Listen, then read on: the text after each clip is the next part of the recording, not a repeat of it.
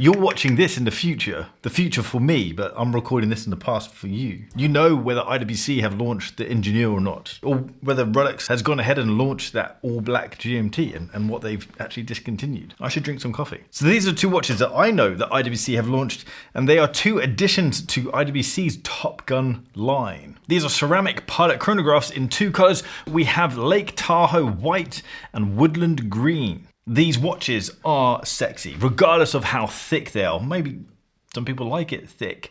Usually I just like thick watches, but just like with all black watches, dark colors, especially dark matte colors, do have a slimming effect on a watch.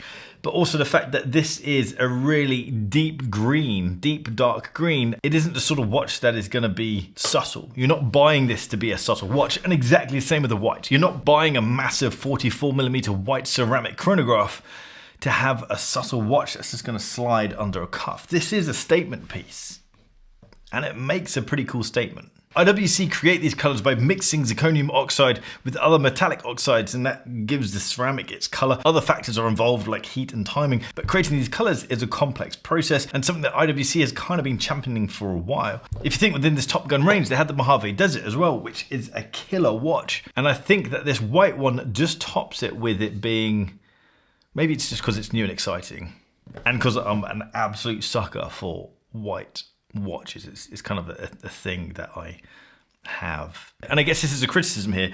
It's hard to launch two watches together when you have one as striking as this white one.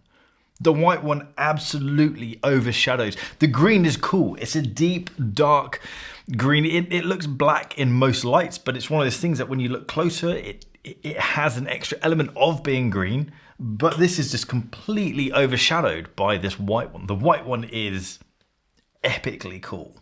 Let's look at the specs on these. So the case is 44mm wide. It's the standard. If you're into these watches, then it's normal movement, normal case. But for those who aren't aware of the IWC Pilots Chronograph cases, then let's go through the numbers. 44.5mm wide, so it's a wide watch, and it's 15.7mm thick, so it's wide and thick. We do have a screw down crown, but the pushers themselves aren't screw down. We have 60 meters of water resistance, which is good because these things got quite wet in the snow. And of course, the crystal on top is sapphire crystal. It's a domed sapphire crystal with anti-reflective coating on the top and the bottom, so you'll need to be careful of that because the top side anti-reflective coating will get scratched. The movement inside is a column wheel automatic chronograph manufactured by IWC themselves. It is the caliber 69380. It's based on a legendary and highly used Valjoux 7750, but it's manufactured by IWC themselves and tweaked as well because they've got the added complication of the day and date function. It has a 46-hour power reserve, hacking seconds, and in line with IWC and the Pilots watches, the movement is housed in a soft iron inner case, which protects it from magnetic fields, which is great, but the downside of that is it means it's thick. It always amazes me as how awesome the texture is that comes with ceramic. It kind of has a micro texture to it, if that's a thing. Just looking at the side of the case, it's just got this very satisfying matte look about it. It kind of just looks like it absorbs light. Obviously it doesn't because it's white and it reflects light, but it has this feeling that it just absorbs light.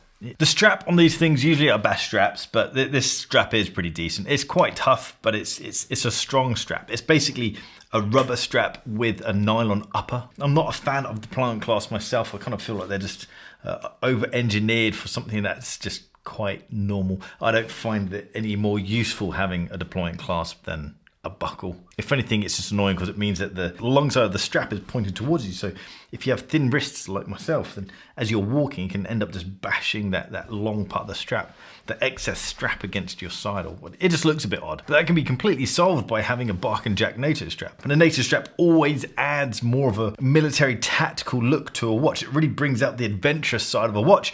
And an aviation watch on a NATO strap, that's kind of how it should be. barkandjack.com. Anyway guys, I want to hear what you think of these watches. Do you agree that the white kind of overshadows the green? The green's killer, but the white is clearly the more powerful offering in these two. But maybe that's just my bias of liking white watches. I even have a white stopwatch.